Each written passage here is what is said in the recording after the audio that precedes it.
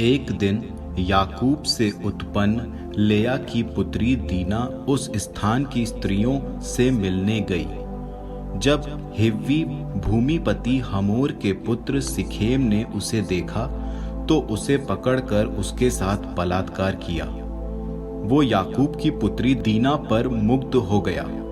वो उस लड़की को प्यार करता था और उसने उससे मीठी मीठी बातें की।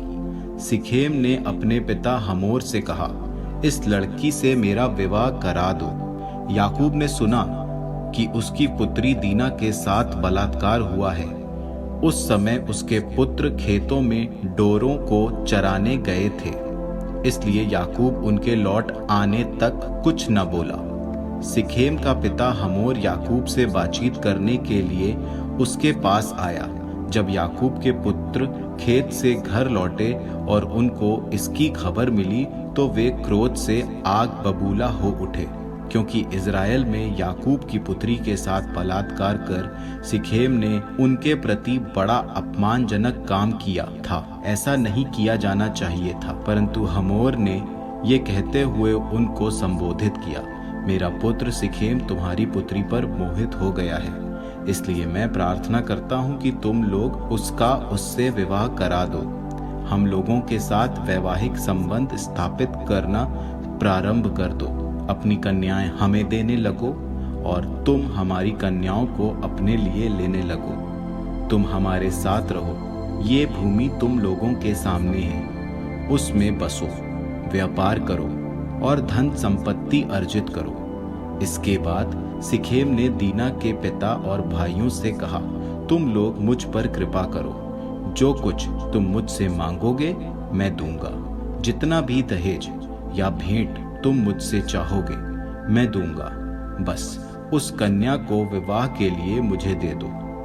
याकूब के पुत्रों ने सिखेम और उसके पिता को छलपूर्ण उत्तर दिया, क्योंकि वो उनकी बहन दीना को भ्रष्ट कर चुका था। उन्होंने उनसे कहा, हम ऐसा नहीं कर सकते। हम किसी भी ऐसे मनुष्य को अपनी बहन नहीं दे सकते जिसका खतना न हुआ हो, क्योंकि ये हमारे लिए अपमानजनक बात होगी। हम इस शर्त पर ही तुम्हें स्वीकृति दे सकते हैं कि तुम भी हमारे समान हो जाओ और तुम में से प्रत्येक पुरुष का खतना किया जाए। तभी हम तुमको अपनी कन्याएं देंगे और अपने लिए तुम्हारी कन्याएं स्वीकार करेंगे। इस प्रकार हम तुम्हारे साथ बसकर एक जाति बन जाएंगे। यदि तुम हमारी बात न मानोगे और खतना न कराओगे तो हम अपनी लड़की को लेकर आगे चले जाएंगे। उनकी बातों से हमोर और उसका पुत्र सिखेम दोनों प्रसन्न हुए। सिखेम ने इस बात को पूरा करने में जरा भी देर न की, क्योंकि वो याकूब की पुत्री पर मुग्ध था। वो अपने सारे घराने में सबसे अधिक प्रतिष्ठित था। इसलिए हमोर और उसका पुत्र सिखेम दोनों अपने नगर के द्वार पर आए और अपने नगर के पुरुषों से कहने लगे, ये लोग हम लोगों से मित्रतापूर्ण संबंध चाहते हैं, इसलिए इन्हें अपने देश में बसने और व्यापार करने दिया जाए, क्योंकि इनके लिए देश में पर्याप्त जगह है। हम इनकी कन्याओं के साथ विवाह कर लें और इन्हें अपनी कन्याएं विवाह में दें। ये हमारे साथ बसने और हमारी जाति में मिल जाने को इस शर्त पर तैयार हैं कि हम में से प्रत्येक पुरुष का इनकी तरह खतना किया जाए। तब क्या इस हालत में उनके सारे ढोर, धन संपत्ति और पशु सभी हमारे न हो जाएंगे? सिर्फ हम उनसे सहमत भर हो जाएं, वे हमारे साथ बस जाएंगे। इस पर उन सब पुरुषों ने जो नगर द्वार पर आए थे हमोर और उसके पुत्र सिखेम के प्रस्ताव को मान लिया, और उन सब ने जो वहां आए थे अपना खतना करवा लिया।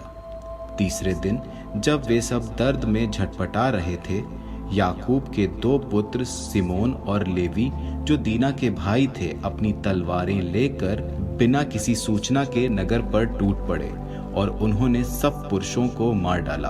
उन्होंने हमोर और उसके पुत्र सिखेम को भी तलवार के घाट उतारा।